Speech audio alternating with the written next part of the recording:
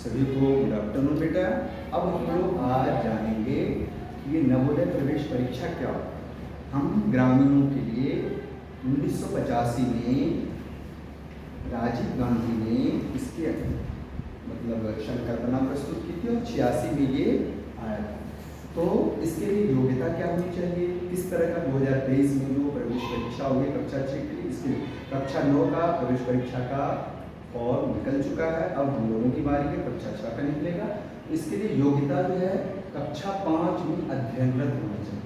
5 में अध्ययनरत का मतलब है और उसके साथ साथ कक्षा मतलब उस स्कूल में 3 साल से पढ़ रहा हो, मतलब कक्षा 3 भी पढ़े, कक्षा 4 भी पढ़े, कक्षा 5 भी पढ़े और पढ़ रहा हो, तो वो बच्चे कक्षा 6 के लिए अपनी योग्यता पूरी करता है।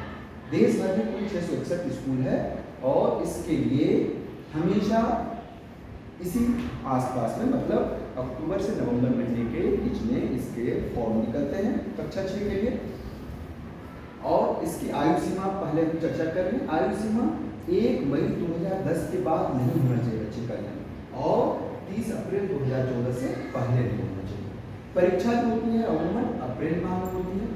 अपने बहराइच में कुल 80 सीट है और लगभग यही सीटों की संख्या 3।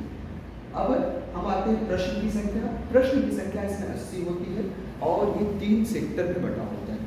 3 सेक्टर में क्या होता है, एक को मैं रीजनिंग करता हूँ जिसको कहते हैं आप मानसिक योग्यता परीक्षण, दूसरा होता है अंकगणितीय परीक्षण जिसको गणित कहते हैं हम लोग, और तीसरा होता है भाषा परीक्षण जिसको हम हिंदी कहते हैं। इसको यदि हम उपभाग में बांटे तो पहले मानसिक योग्यता में 40 प्रश्न होते हैं, आपके अंकगणितीय परीक्षण में 20 प्रश्न होते हैं और हिंदी में भी 20 प्रश्न होते हैं।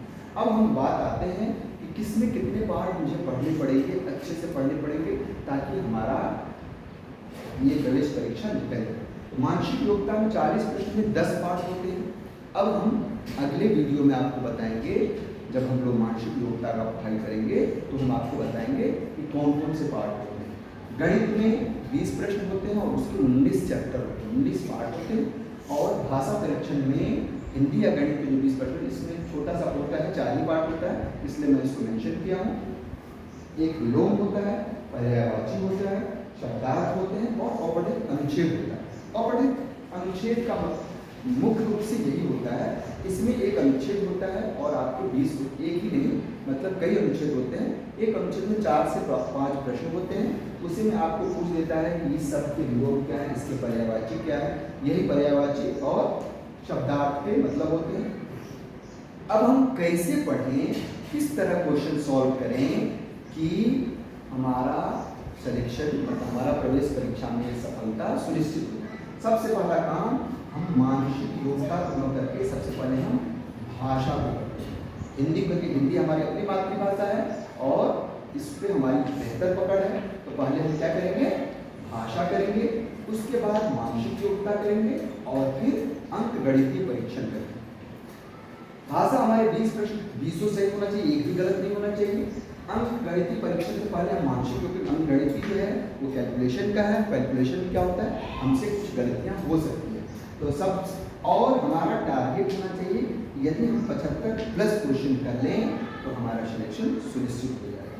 तो फिर से मैं दोहराता हूँ, इसके लिए योग्यता कक्षा 5 में अध्ययनरत छात्र भी भर सकते हैं और एक ही बार भर सकते हैं, अपने जीवन में एक ही बार भर सकते हैं और लगातार 3 साल से उस स्कूल में पढ़ते होना चाहिए। मतलब कक्षा 3 से भी परीक्षा आपकी होगी अप्रैल माह में और आयु सीमा आपकी 1 मई 2010 से के बाद और 30 अप्रैल 2014 से पहले नहीं होना चाहिए।